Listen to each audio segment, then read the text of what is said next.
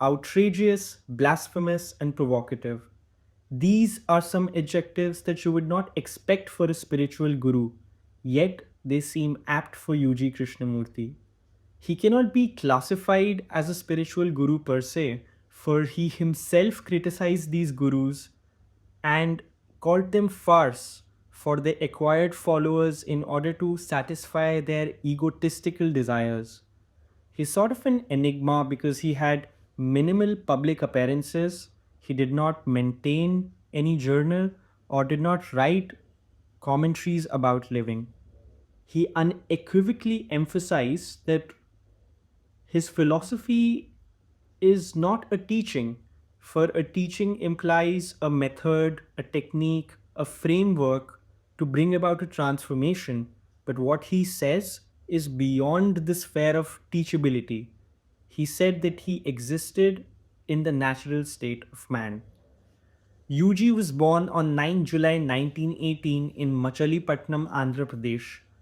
His mother died shortly after childbirth, and he was raised by his maternal grandfather, who was a part of the Theosophical Society. This society was started somewhere around the 1850s, and its objective was to create a new world order, which was supposed to be a response to the existing religions at the time. This means that UG grew up in a very religious environment, yet, even before his teenage years, he was dissatisfied by the rituals and the idolatry worship. However, there was a fire inside of him which wanted him to seek enlightenment. He learned yoga and meditation under the tutelage of Swami Sivananda Saraswati and met J. Krishnamurti several times during his life, which had a great impact on him. He also went down south to meet Sri Ramana Maharishi. He learned psychology, philosophy, sciences, and mysticism at the University of Madras, but all of these endeavors did not satiate or satisfy his spiritual thirst. He married in 1943 and immediately considered that to be the biggest mistake of his life. He lived with his family in the United States for a couple of years and then eventually separated from them. He lived in London and in different places in Europe and in Switzerland. For a few years, he was broke and almost led a pitiful existence until the calamity happened. The calamity refers to the process of enlightenment, for a lack of a better word, that occurred in UG. He was 49 at the time and he was attending a talk by J. Krishnamurti, who was elaborating on attention and awareness. And UG felt as if he was talking about UG's state of being. So he immediately left the talk and he was pondering about the question, how do I know that I am in that state of enlightenment? And suddenly the question vanished, it disappeared. And with the disappearance of that question, there was an extension of thought. Thought that was crystallized and strengthened over centuries by culture and by religion. The I that was linking these thoughts had gone away. UG described this process as follows. Every cell in your body, the cells in the very marrow of your bones, have to undergo this change. It's an irreversible change. There's no question of your going back. There's no question of a fall for this man at all.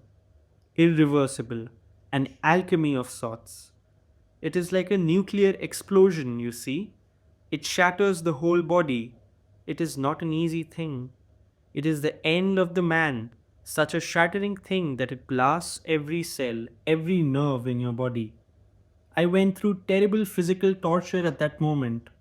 Not that you experience the explosion, you can't experience the explosion, but only its after effects, the fallout, is the thing that changes the whole chemistry of your body. UG calls it a calamity so that a religious man does not confuse it with the experience of bliss. It was a physical and psychological torture, hence a calamity from that point of view.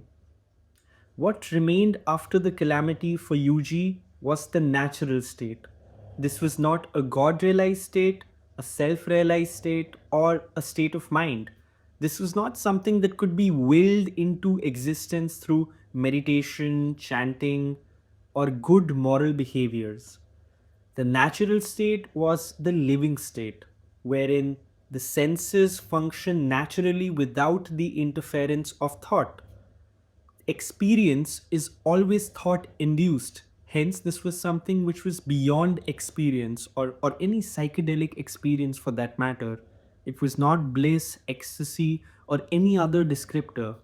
UG calls this as the timeless state, for it is beyond time, beyond thought. The oasis is never there, and we are stuck with the mirage. UG's natural state does not imply that there was a complete absence of thought. Whenever it was required, in response to a cue or a stimulus, the entire memory and knowledge structure came back. Thought, in its very content and action, is fascist, not in its literal sense, but it has a protective mechanism. Thought is only interested in its own survival. So, when you really think about it, no thought is your own. It has been acquired by the senses and given a notion of it being my thought. UG emphasizes that in essence, there is no original thinking and there is no creativity. Whatever you experience, peace, bliss, joy, this is old, second hand experience because you already have a knowledge structure around it, and this knowledge has been given to you by some outside agency, always. Hence, all understanding is mere conceptual, and you cannot understand the self because even that is thought induced. And if all of this is confusing you and messing with your head, then yes, that's exactly the effect that UG has. UG is a legendary iconoclast. He epitomizes that word.